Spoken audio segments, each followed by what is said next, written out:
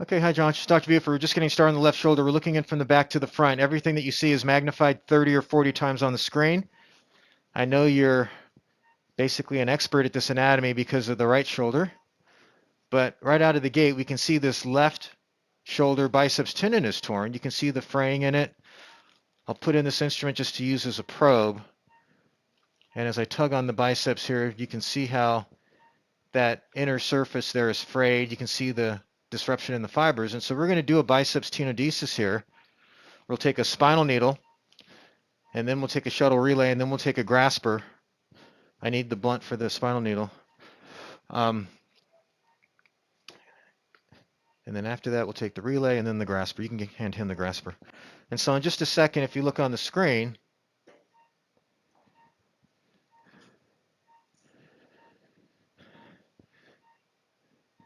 you should be getting pretty close. There we go. So we're going to pass that right through the middle of the biceps, just like that. We're going to pass a relay. Come a little bit closer, right about there. We're going to pass a relay through that. Hold the scope.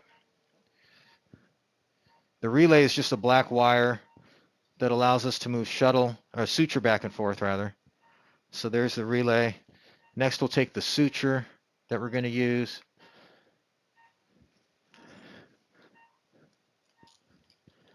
This is a very strong, special kind of suture that doesn't break. And as we pull back on the wire, you'll see that go through. And now we're going to do the same thing one more time. So we'll take that spinal needle back. And this time we'll pass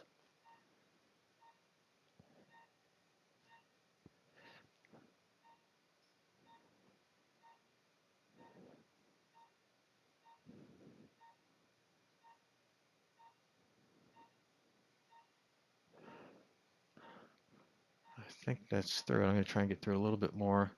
If I can go right next to it, that's fine. So we'll go ahead and pass our relay through now. And now the trick here is to pass the relay through a little bit more. I have it. And then we're going to retrieve it behind the biceps. So see, I'm passing a bit more of the relay. I'm going to try and focus just a little bit. I think that was the camera, not my eyes there. Okay, so now we've got a bunch of the relay in. We're going to reach in and grab it and hold still just while we back the needle out. But then if you keep looking on the screen, you'll see our little trick here. We're going to reach around behind the biceps like that.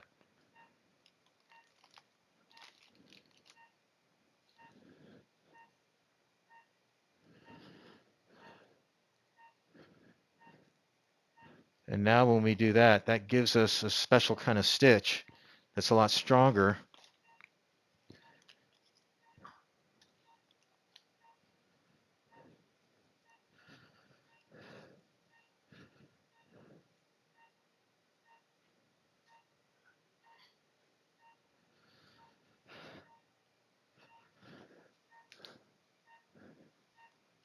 And now we just take our time and weave that around it.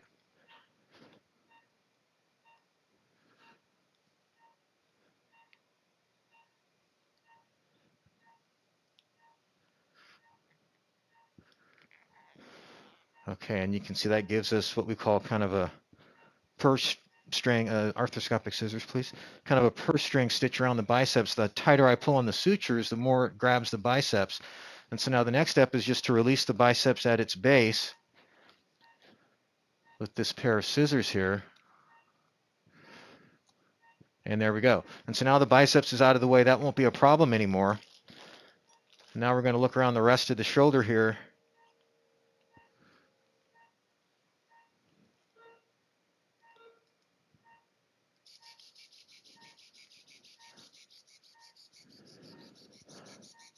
So a little bit of fraying of the anterior labrum here.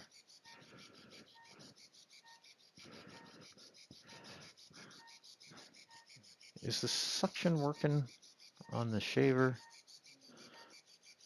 at all? Or is we ready to turn up the outflow suction on the shaver? On the shaver, like specifically on the outflow. No, it's going through the pump. Yeah, it's going through the pump. Like 60 or 70 or 80 or something. Awesome.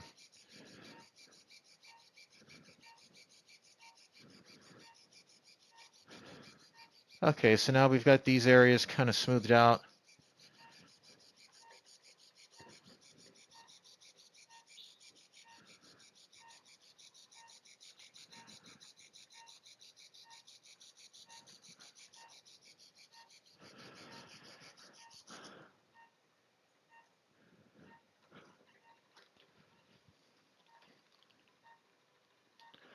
I don't see anything else to worry about in the back of the shoulder here.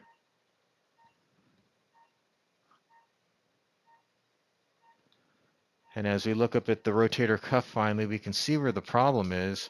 I'm going to take the spinal needle and a PDS, a number 1 PDS marker stitch.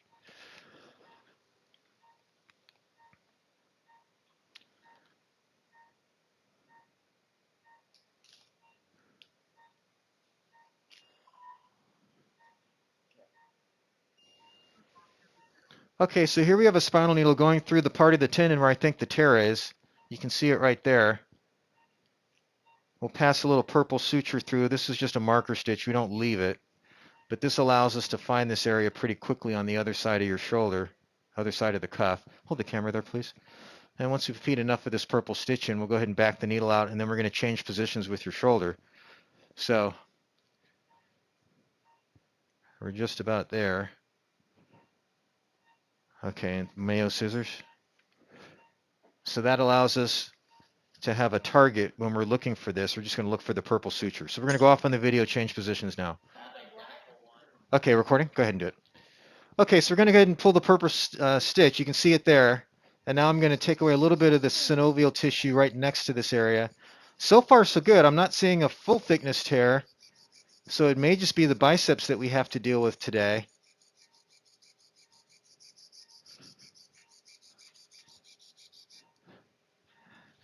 Now as we rotate your shoulder, that is the most anterior part of the rotator cuff, the supraspinatus, that is. And then as we rotate internally, we can see that certainly the posterior part of the cuff looks great. So I think the cuff there looks good. We're going to sort out what to do with the biceps in just a minute. We'll show you that in a second here. Okay, so let me show you where we're at here. We've taken away some of the anterior acromion. See how this cut surface here is nice and flat? That looks good. That was the culprit and was causing some of the symptoms you were having. I think we got here a little bit earlier than we did on the right shoulder, and it had already worn a complete hole. This rotator cuff tear does not have a complete hole in it. That suture's for the biceps. So we've got the biceps secured. And now if you look as we rotate the shoulder, that cuff is intact. There's no reason to take that down, in my opinion, especially now that we have the bone smoothed out up above. So we're going to be finishing up here and getting you back to the recovery room in just a few minutes, okay? This is a little less surgery than you had before, so hopefully you'll recover a little bit quicker as well. Good luck to you now. Bye-bye.